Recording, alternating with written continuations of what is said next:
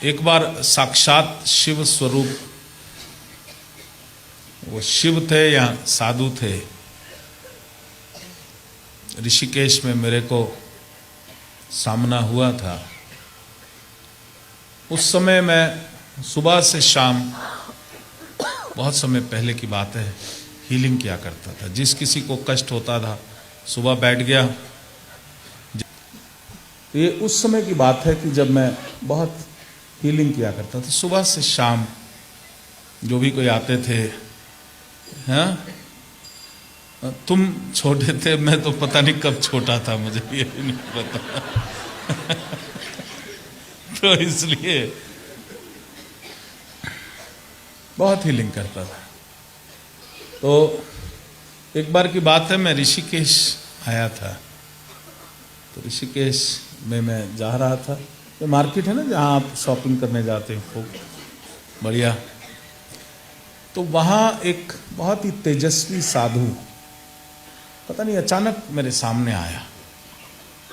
आता हुआ नहीं दिखाई दिया, लेकिन सामने आया। एकदम जटाएं थी और आंखों में से जैसे शोले निकल रहे हैं, बहुत तेज था। बोला भूख लगी है। बोला खाना खाओगे? फिर क्या? हाँ खाएंगे। और खाने का टाइम भी नहीं था, it was some odd hours.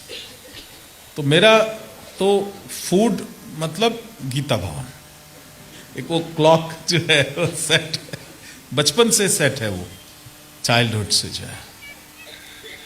मैं गीता भवन चलूं, तो वहाँ मैं ले गया उनको। तो मैंने बोला क्या खाओगे? आई वॉज वेरी हैप्पी, उनका जो भी दिला दो। सो आई वेंट गागा, वहाँ जाके ये भी दे दो, ये भी दे दो, उनका पैक करा देना। तो जब वो पैक कर रहा था, मैं उसकी तरफ आया तो बोला मेरी जरा ना ये टांग में यहाँ से यहाँ तक दर्द उठता है, जरा हीलिंग करो। तो एक वो अभ्यास था हीलिंग का कि किसी ने हीलिंग मांगी। मैंने कहा हाँ 2 मिनट में आप बैठिए, मैं शुरू करता हूँ। शुरू किया, आंख बंद करी तो बिलीव में मुझे नशा आना शुरू हो गया, जैसे नशा आता है। और इतनी ब्रिलियंट लाइट थी कि अंदर आंख बंद करी हुई चौंधियानी शुरू हो गई। अब मैं खोज रहा हूँ where is the dark energy जो इसकी दर्द का कारण है। ऊपर से लेके नीचे तक मैंने सारा देखा, अंदर सूरज से भी ज्यादा तेज रोशनी, और मेरे को भांग का नशा सा आना शुरू हो गया। और मैंने आंख खोली, मैंने कहा दर्द तो कहीं है नहीं। तो वो हंस के बोले हाँ ठीक हो गई। तो तभी भी मेरे ध्यान में कुछ नहीं आया और मैं भागा गया। वहाँ खाना पैक हो गया था, उनको खाना दिया, बड़े खुश हुए। और मेरा वहाँ सहलाई, फिर मेरा हाथ पकड़ के इसको सहलाने लगे, ऐसे ऐसे करके 2-3 बारी सहलाया। और जैसे ही हाथ हटाया, मेरे हाथ में शिवलिंग था।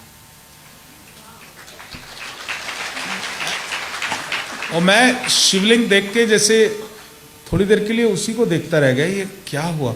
और जब सामने देखा, he was nowhere, gone. उसके बाद बहुत हीलिंग पावर्स बढ़ी। हीलिंग जो है वो बहुत मैनीफोल्ड, फिर चमत्कार होने शुरू हो गए, और जो मिरेकल्स जिसको बोलते हैं। तो ये जो कुछ भी है ये मुझे मिला। ये मैंने तपस्या तो खैर 1% करी होगी, लेकिन 1000% जो है वो ग्रेस, वो कृपा जो मिली। तो कब जाने कहाँ कोई सिद्ध या भगवान शिव किसी संत के रूप में आ जाए।